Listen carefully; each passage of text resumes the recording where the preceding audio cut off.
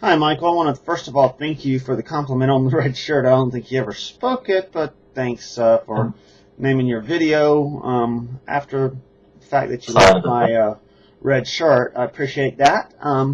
Moving on here, I want to start off and get right into the mix of things and just go to the 234 mark of your video that you just posted. And let's listen to what you have to say there, and I've got something I want to clear up here.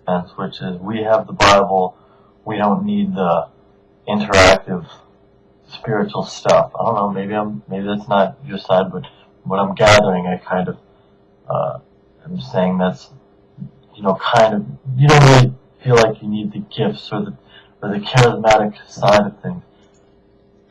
Need the gifts versus are the gifts usable?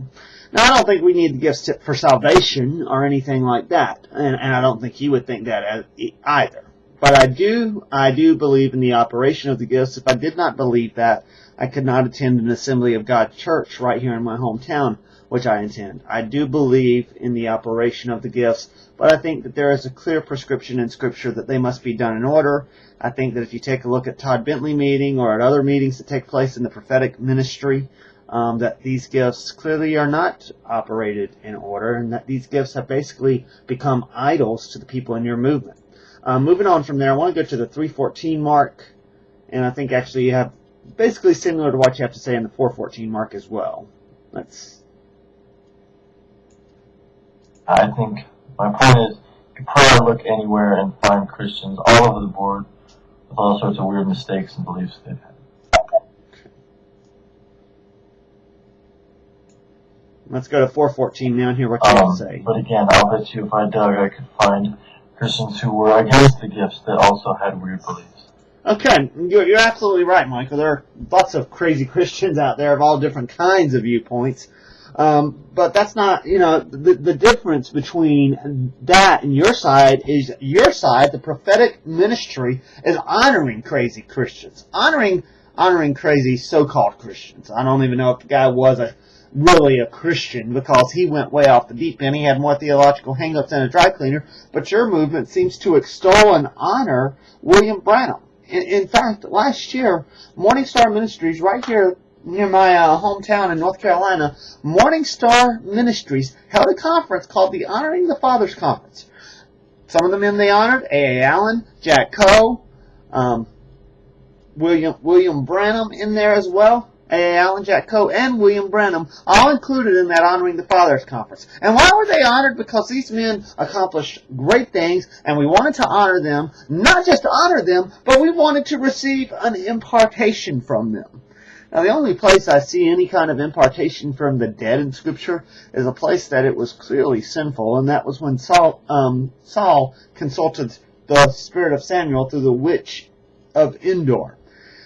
But that's the difference. We're not honoring men. We're not honoring men who have gone off the deep end like William Branham.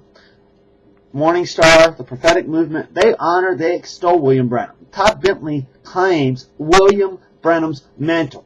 Rick Joyner writes about William Branham. He doesn't name him by name, but by clear description in the Final Quest, he writes about how William Branham is seated on the highest seat in one of the highest throne rooms of heaven. And why is this? Because they are attracted. The only reason for that is because they are attracted to the power that they perceive William Branham as having had. The power that they perceive him as having had through the Voice of Healing revival in the 1940s and 1950s. The Voice of Healing revival and the Latter Rain movement. The fact that they would honor a man like that, I mean, we ought to start holding services honoring the Buddha or honoring men like Mahatma Gandhi, because though these men were a little off in their theology, they were men of unbelievable power. Adolf Hitler was a man of unbelievable power. So why do we not honor them?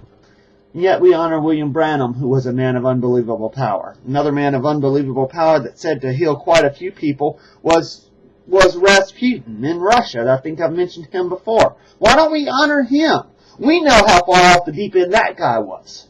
And yet we honor William Branham. That's the difference there. We honor a man like William Branham who went off the deep end. The prophetic movement honors a man like William Branham.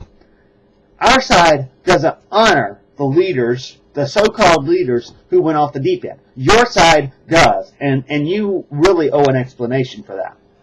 All right, let's move on now to the 524 to 534 mark of your video. Hear what you have to say there.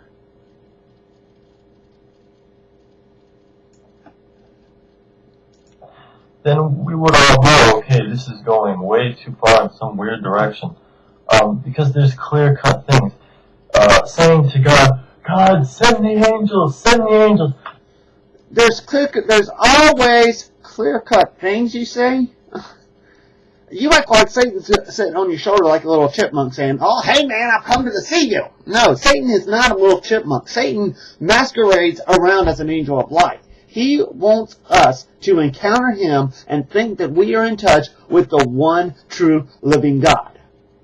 Were there clear-cut things necessarily when Joseph Smith first founded Mormonism? You could even go into a Mormon church today. You could turn on BYU TV today, and you could listen to it for 30 minutes. If you didn't know that it was BYU TV, you would think that it was a great Christian message that they're preaching, because they don't always get right into the stuff that they believe in that little segment. It's not always obvious what they believe. It's not always obvious how they've gone off the deep end, because Satan doesn't stand there like a little chipmunk and say, hey, I've come to deceive you.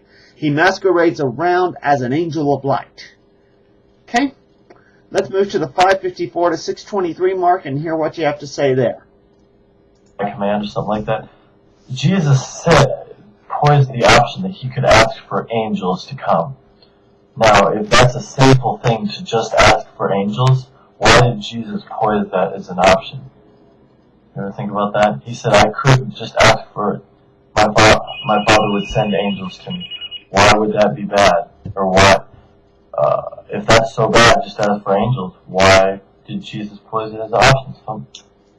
No, he was saying that, but would it not have been sin for Jesus to ask angels to come? I mean, it would have been sin, because if Jesus asked for angels to come, the cross would have never happened. And so I don't understand your point there. I mean, why do you even bring that up?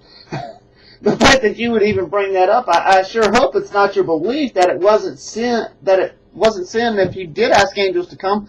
I hope that wasn't your belief, because if that is your belief, then you really don't understand the meaning of the cross, and if that is your belief, then I now have to seriously question whether you are even a Christian at all, man. I know deep down you are, but you are probably, and that you're just someone that's a little deceived here by this movement. But I mean, what you just said, if you would listen to yourself and how ridiculous you just sound, you indicate that perhaps you've missed out on the very meaning of the Christian faith if you think that it wouldn't have been sin for Jesus to call down the angels so that the cross never did happen. Let's move to the 634 mark now. I think that's in Scripture too, yeah. The gifts and the callings are irrevocable. If you've got a great leadership gift, if you work for the enemy, you're going to be a great leader for Satan. You are quoting Romans 11:29 here, and again, I think you've quoted something out of context, because Romans 11:29 is simply talking about the nation of Israel's call as the chosen people. They are chosen. God's call of Israel as the chosen people is something that he does not revoke on them. They brought the Messiah into the world. That was their gift. Their calling was to share the love of God with the rest of the world. They failed in both things. Do they still have that calling, though? Yes, they do. But that doesn't apply in any way to spiritual gifts. And I'm going to stop right there and move on.